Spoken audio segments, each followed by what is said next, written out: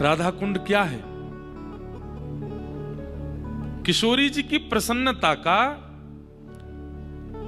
सजल स्वरूप है श्री राधा कुंड। अगर किसी व्यक्ति से कोई अपराध बन गया हो, अगर किसी व्यक्ति को अपने पूर्व के किए गए अपराधों की आत्मग्लानि होती हो कि मैंने पूर्व में बहुत गलत कार्य किए, अब मुझे, हे किशोरी जी, मुझे सब त्यागना है और त्याग करके आपके अनुकूल बनना है, तो उसे राधा कुंड का दर्शन करके, राधा कुंड की परिक्रमा करके राधा कुंड की उपासना करनी चाहिए, तब किशोरी जी प्रसन्न होती हैं।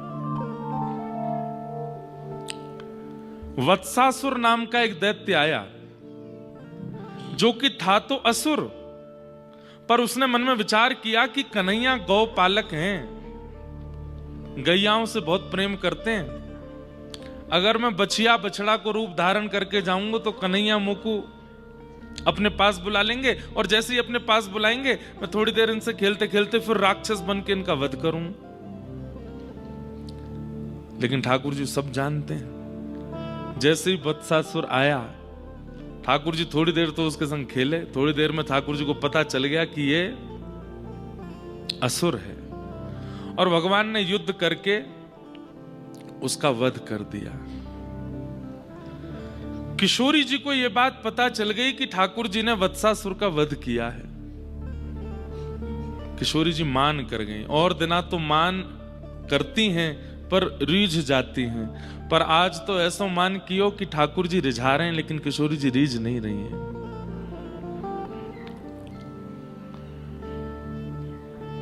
ठाकुर जी किशोरी जी के पास गए, चरणन में प्रणाम करें, हे श्यामाजू ऐसो कहा अपराध भयो, आप इतनी मान करके बैठी हैं मुझे। किशोरी जी बोली, आप गौपालक कहलाते हैं, आपको लोग गोपाल कहते हैं, और आप स्वयं ही एक बछड़ा को मार रहे हैं। ठाकुर जी बोले, अरे श्यामाजू, वो बछड़ा के रूप में राक्षस आयो, ऐसे तो रूप बना करके कोई भी आ जाएगा।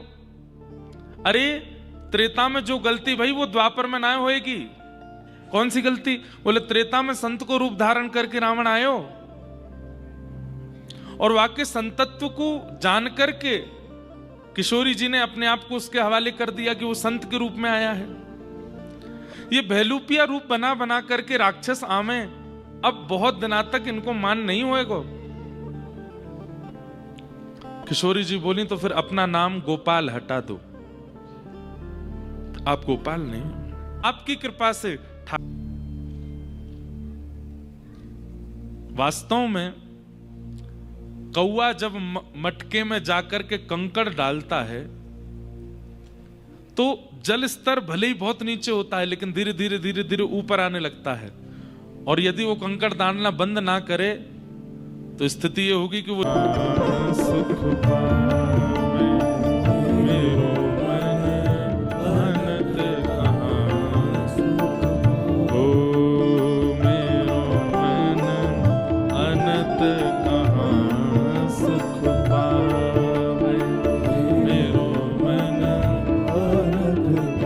जहाज जब अपना छोड़ देता है और उस समय जहाज पर जो पंक्षी बैठ करके निकल जाता है, बीच समुद्र में पहुंच जाने के बाद वो पंक्षी भले ही उड़ता है, जगह जगह ढूंढने के लिए कहीं जाऊं, किसी पेड़ पे बैठूं, लेकिन अब तो बीच समुद्र में है, कहीं नहीं जाता, लौट के फिर जहाज पे ही आता है।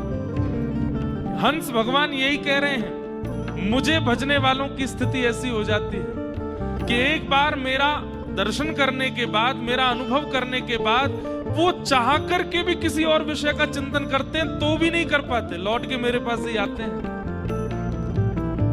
हमारी स्थिति ऐसी बनी नहीं है। हम बद्री विशाल भगवान के चरणों में आ गए, लेकिन अभी अगर हमको कोई प्रलोभन दे दे विषय का, हम उसको भोग लेंगे। जैसे वही बात है ना, कहां जाएगी पतंग तेरे हाथ में है डोर। अभी हमारी डोर ठाकुर जी ने पकड़ी नहीं है, हम कहीं भी चले जाते हैं, कहीं भी भटक जाते हैं, लेकिन ठाकुर जी कहते हैं जिसने एक बार मेरा आस्वादन कर लिया वो कहीं भी दौड़ के चला जाए, लौट के मेरे पास ही आएगा। कमल नैन को छाड़ महात्म, कमल नैन को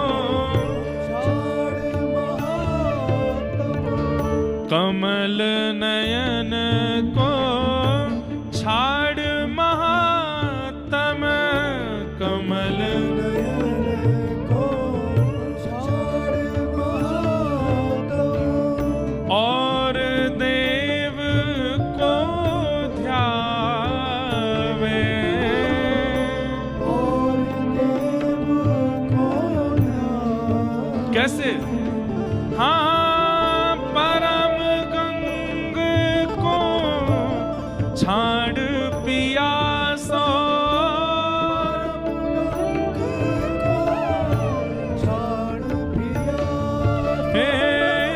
परम गंग को छाड़ पियासा,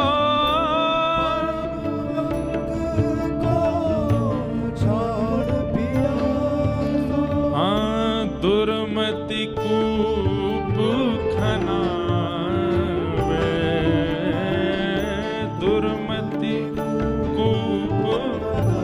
वैसे सूरदास जी के शब्दों की बलिहारी है, इतने सब सीमित शब्दों में कितनी बड़ी बात कह देते हैं।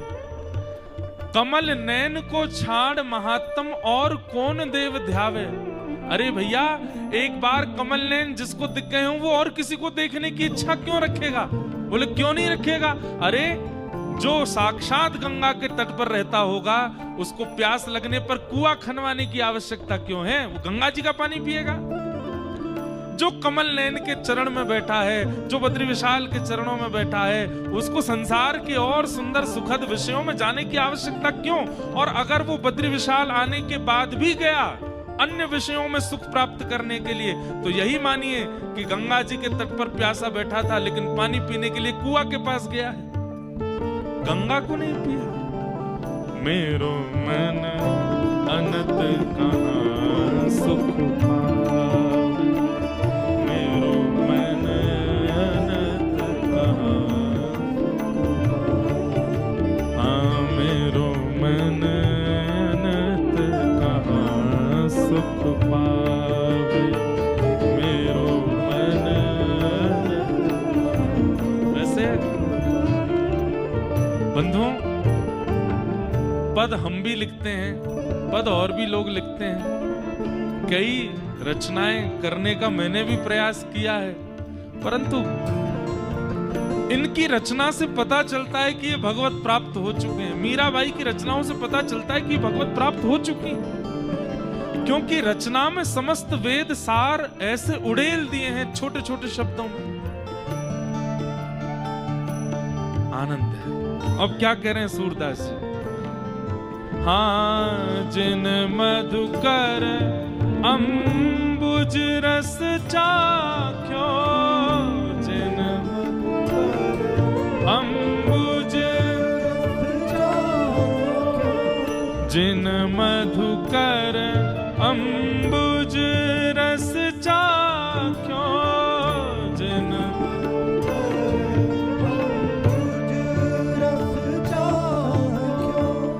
क्यों करील फल खावे, क्यों करील फल। मधुकर किसको कहते हैं? मधुकर मतलब मधु के सदा रस को लेने वाला, भौरा कहो मधुमक्खी कहो, उसका अम्बुज रस यानी कि जहां वो सारा रस इकट्ठा करे, मतलब मधुमक्खी के छत्ते का शहद। जिसने एक बार चख लिया हो वो कोई कसैला फल क्यों खाएगा? एक बार जिसको शहद मिल गया हो वो मीठा मीठा मुख करने के लिए कसैले फल को चख करके क्यों देखेगा मीठा है कि नहीं? सूरदास प्रभु कामधेनु तजी, सूरदास प्रभु कामधेनु, सूरदास प्रभु कामधेनु तजी, सूरदास प्रभु कामधेनु तजी। छेरी कौन दुहावे, छेरी कौन दुहावे। अरे जिसके पास कामधेनु गाय है वो अन्य दूध देने वाले पशुओं का दूध क्यों पिएगा? कामधेनु का दूध पिएगा। ये कामधेनु कौन है? ये मधुकर कौन है? ये कमल नयन श्री कृष्ण ही तो हैं। एक बार जिसने इनको चख लिया, जिसने इनका आस्वादन कर लिया, वो भी गाने लगेगा मेरो मन अनंत अनंत कहाँ सुख पावे, मेरो मन अनंत कहाँ सुख पावे, हे मन अनंत कहाँ सुख पावे, मेरो मन जैसे उड़ जहाज को पंछी, जैसे उड़ जहाज को पंछी, पुनी जहाज में आवे, ओ पुनी जहाज मेरो मन अनंत कहाँ सुख पावे,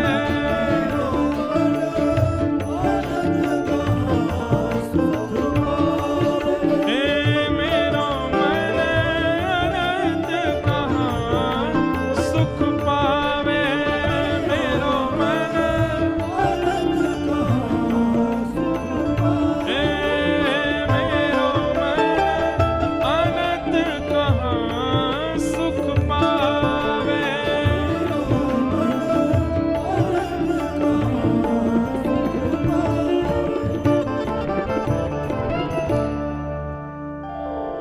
हे सनकादियों, तुम्हारा जो ये चिंतन है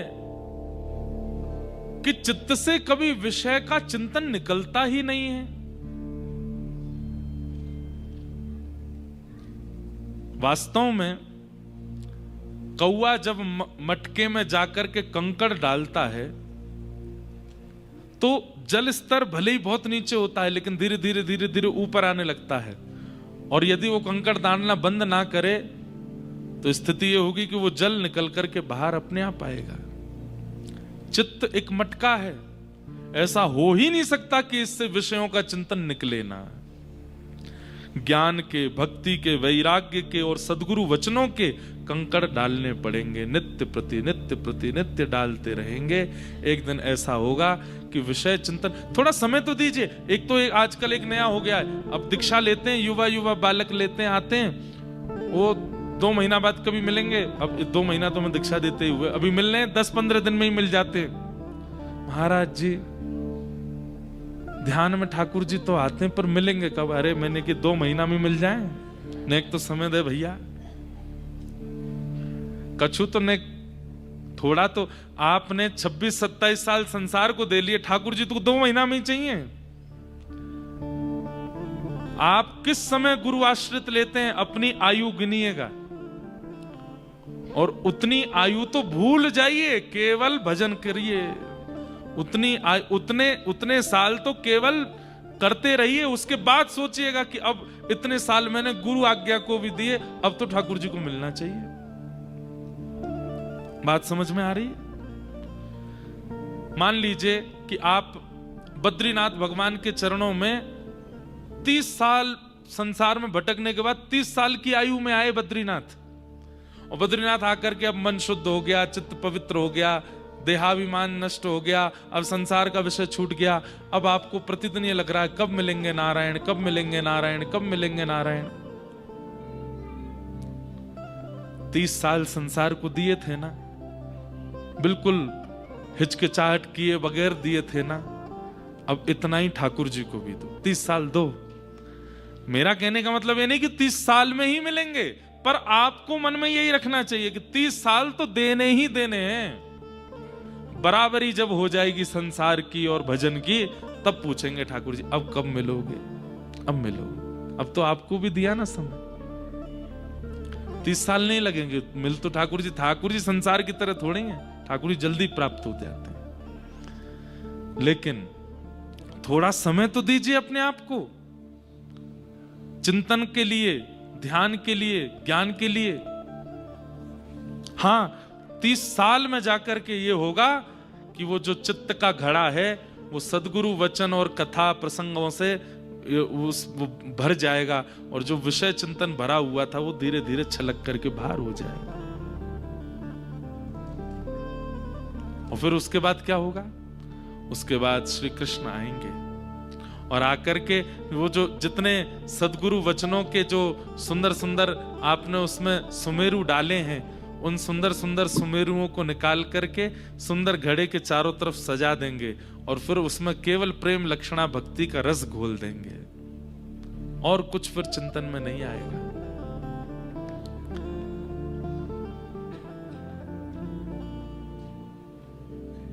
हंस भगवान के सुंदर अवतरण की कथा भगवान ने इसके बाद अब प्रसंग बहुत बड़ा है, कृष्ण उद्धव संवाद।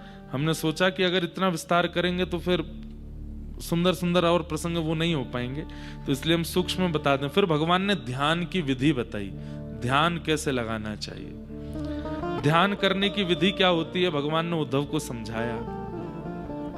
अष्टांग योग कपिल भगवान बता चुके हैं, उसी का ही वृहद स्वरूप यहां पर भगवान कृष्ण ने उद्धव जी को समझाया। ध्यान की विधि क्या है।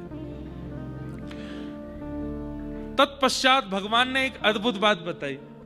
भगवान कहते हैं, उद्धव, जब व्यक्ति इंद्रिय, तीन चीजों को ध्यान रखिएगा, इंद्रिय, मन और प्राण, इन पर जब अपना वश कर लेता है, आज प्राण हमारे वश में नहीं है, प्राण जब चाहेंगे तब निकल सकते हैं, जब इच्छा हो जाएगी तब जा सकते हैं। पर ठाकुर जी बोले, मन एकाग्र करने से उद्धव यह भी हो जाएगा कि प्राण भी तुम्हारे वश में, जब तुम चाहोगे तब प्राण जाएंगे। भीष्म पितामह के गए हैं। भीष्म पितामह ने विचार कर लिया कि जब तक श्याम सुंदर मेरे सामने आकर के खड़े नहीं हो जाएंगे और ऐसी स्थिति नहीं बन जाएगी ना वो हिले ना मैं हिलूं, तब तक मेरे प्राण नहीं जाने चाहिए। और वही बना। बाणों की सैया पर भीष्म पितामह, ठाकुर जी सामने खड़े, तब प्राण गए। कैसे कैसे आचार्य हुए। आज भी हमारे भारत में ऐसे कई महापुरुष हुए जिन्होंने पूर्व में ही बता दिया कि मेरे प्राण इस तिथि में इस काल में जाएंगे। व्यवस्था देख लो। भगवान कहते हैं, मन एकाग्र करने से उद्धव मेरी प्राप्ति होती है, यह तो है ही, और क्या क्या होता है। तब सबसे पहले भगवान कहते हैं कि प्राण वश में हो जाते हैं। आप नहीं चाहोगे तो मृत्यु देवी बाहर खड़ी रहेगी, आपके प्राण ले नहीं सकती। और दूसरा, इंद्रियां वश में हो जाती हैं। इंद्रियां और प्राण ये दोनों वश में हो गए, मन वश में हो गया, ये तीनों वश में हो गए, तब उद्धव व्यक्ति को क्या अनुभव होगा। 18 प्रकार की सिद्धियां उसके सामने खड़ी हो जाएंगी। उसको कोई साधन करने की आवश्यकता नहीं होगी। अब लोग बाग तंत्र मंत्र करते हैं, तंत्र मंत्र करने के बाद उनको सिद्धियां आती हैं, और सिद्धियां आने के बाद वो फिर कभी किसी का कुछ बता देते हैं कि कहीं किसी की कोई सिद्धि होती है, किसी की कोई सिद्धि होती है। मीराबाई ने कोई तंत्र मंत्र नहीं किया। अकबर रूप बदल करके आया, मीराबाई कीर्तन कर रही थी। कोई नहीं पहचान सकता अकबर को। बीरबल के साथ में आया था, तानसेन के साथ में आया था अकबर मीराबाई का स्वर सुनने के लिए। किसी ने मुझे कुछ दिन पहले भेजे कि महाराज जी मीराबाई का जन्म तो पहले हो चुका था, अकबर तो बाद में हुआ, आप कैसे कथा में बता रहे थे। मैंने कहा भैया हमारे पास मीरा चरित्र, उसमें स्पष्ट लिखा है, और वो मीरा चरित्र भी प्रमाणित है। मीराबाई के ही वंशज हैं, अभी वृंदावन में हैं एक सौभाग्य कुमारी बाई जी, उन्होंने उस ग्रंथ को लिखा है। उन्होंने उसमें अंकित किया है कि अकबर आया था और बीरबल के साथ रूप बदल करके आया।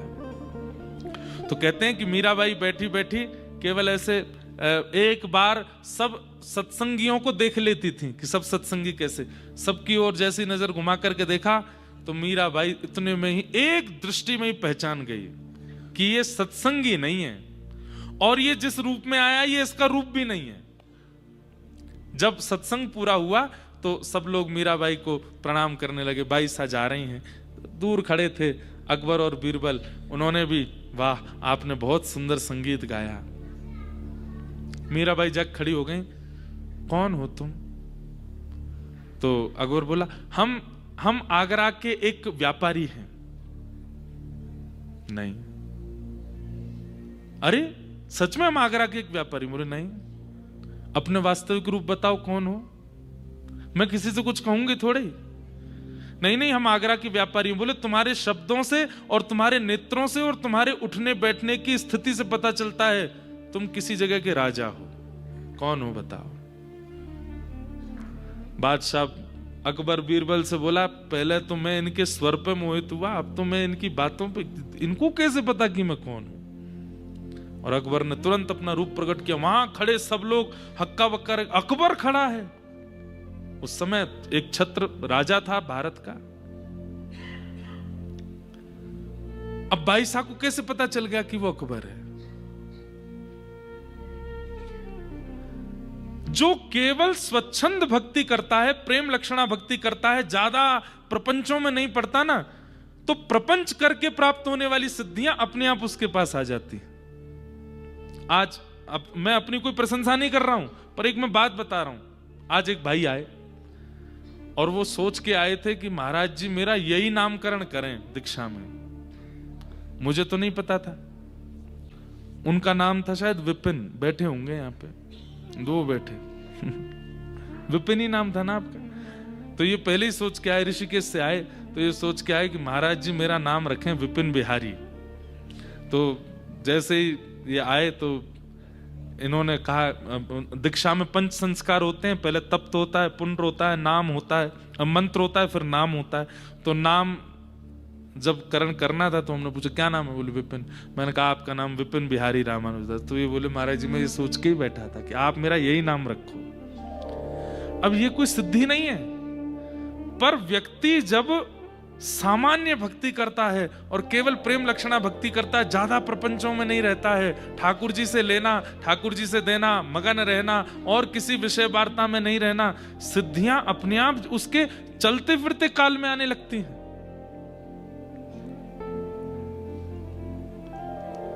भगवान यहां पर यह बात उद्धव को समझा रहे हैं। उद्धव 18 प्रकार की सिद्धियां हैं और प्रत्येक सिद्धि को प्राप्त करने के लिए क्या क्या करना पड़ता है उसका सारा नियम बताया भगवान ने। अहिमा नाम की एक सिद्धि होती है, महिमा नाम की सिद्धि होती है, लघिमा नाम की सिद्धि होती है, प्राप्ति नाम की सिद्धि होती है, प्राकाम्य नाम की सिद्धि होती है, ईरिता नाम की सिद्धि होती है, वसिता नाम की सिद्धि होती है, कामावशायिता नाम की सिद्धि होती है। भगवान कहते हैं सारी सिद्धियां मेरे रूम कोपों में हैं, मेरे रोयों में हैं।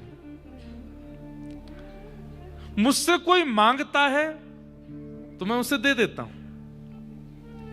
लेकिन उद्धव, जब व्यक्ति बिना प्रपंच में पड़े केवल मेरा स्मरण करता है, मुझसे प्रेम मानता है, मेरी भक्ति करता है और मुझसे कभी कुछ मांगता, दीयमान न ग्रहणंती, मैं उसको देना भी चाहूं तो वो मना कर देता, नाथ और कुछ मत दीजिएगा मुझे। हमारे ब्रज के कैसे रसिक रसिक संत, वो किशोरी जी से प्रार्थना कर रहे हैं, हे श्यामाजू आप मुझसे प्रसन्न होकर के कहीं मुझे श्रेष्ठ मत बना दीजिए, मुझे दीन ही रहने दो। इस प्रकार की भावना जिसके चित्त में रहती है ना उद्धव, उसके संग सदा मैं रहने लगता हूं उसके चित्त में, और मेरे निवास होने के कारण मैं जिन 18 सिद्धियों से युक्त हूं वो सारी 18 सिद्धियां उसके आसपास होने लगती हैं। अब उसको नहीं पता कि आपने उसके बारे में क्या कहा, लेकिन आप जब उसके पास में गए तो आपका मुख देख करके वो बोलने लगा, कहीं ऐसी चर्चा हो रही थी क्या? आप घबरा गए, अरे इसको कैसे पता हमने क्या बोला? उसको किसी ने बताया नहीं है, उसके पास सिद्धि नहीं, पर स्वाभाविक उसकी वाणी में और उसके विषयों में ऐसी सिद्धि आ जाती है कि सब होने लगता है। भूत भविष्य वर्तमान देखने लगते हैं लोग। गोस्वामी तुलसीदास जी को दिखने लगता था, सूरदास जी को तो बिना नेत्रों के अनुभव होने लगता था। सूरदास जी की तो एक उनके चरित्र आप जब पढ़ोगे सूरदास जी का, तो उसमें तो प्रधानता है कि सूरदास जी महाराज अपने घर के बाहर चौबारे पे बैठते थे। जब वो सूरदास बने नहीं थे तब लोग बाग, गांव के लोग आते थे, नेत्र उनके थे नहीं, तो लोग आके पूछते हमारी भैंस नहीं मिल रही, कहाँ है? सूरदास जी बोलते पीछे गांव में जाओ, 4 किलोमीटर बाद एक पोखर है, वहां पर पानी पी रही है, जाओ ले आओ। अरे हमारे बेटे का ब्याह कब होगा? पश्चिम दिशा में एक घर है, उस घर की एक कन्या है, उससे विवाह आपके पुत्र का होगा, बता देते थे। चैतन्य महाप्रभु सिद्धियां अपने आप प्रकट होने लगती, उनकी सामान्य वार्ता में होने लगता था। भगवान कहते हैं इस प्रकार जो अनायास और निष्काम भाव से मेरा केवल प्रेम लक्षण भाव से भजन करते हैं, उनके चित्त में अपने आप ही सिद्धियां प्रकट होने लगती हैं। उद्धव, भगवान ने सिद्धियों के विषय में बताया, फिर बीच में और भी कई प्रश्न किए। एक जगह आकर के उद्धव कहने लगा, बोले कि बहुत देर से आप मुझे बहुत सारे उत्तर दे रहे हैं, अब मुझे एक बात बताइए। बोले क्या? मानव के कल्याण का सबसे बड़ा साधन क्या है? मानव कल्याण का सबसे बड़ा साधन, एक श्लोक में उत्तर दीजिएगा, ज्यादा बड़ी बात नहीं सुननी मुझे, एक बार में बता दीजिए मानव कल्याण का साधन क्या है। भगवान हंसने लगे, उद्धव के गले में हाथ डाल करके बोले इधर आओ सुनो। और भगवान क्या कहते हैं कि न देह माध्यम सुलभम सुदुर्लभम प्लवम सुकल्पम गुरु कर्णधारम मयानुकूलेन नभस्वते ऋतम पुमान भवाब्धिम न तरेत्स आत्मः। उद्धव, क्या बोल रहे तुम? मानव कल्याण का साधन क्या है? सबसे पहला कल्याण तो यही है कि वो मानव है। भगवान क्या कह रहे हैं? उसका कल्याण निश्चित है। इस बात का सबसे बड़ा प्रमाण क्या है कि वो मानव है, वो कोई जानवर नहीं है। उद्धव, वो कोई अन्य जाति में होता, अन्य जीव योनि में होता, पशु होता, पक्षी होता, किसी अन्य भावों में विचरण कर रहा होता, तो उसे ये प्रश्न करना चाहिए मेरा कल्याण कैसे होगा। मैंने मानव बना करके भेजा है, इसका मतलब कल्याण करके ही भेजा है। अब इस शरीर को माध्यम बना करके इससे अपना कल्याण कर ले। मानव का सबसे बड़े कल्याण का साधन क्या है? उसका अपना शरीर।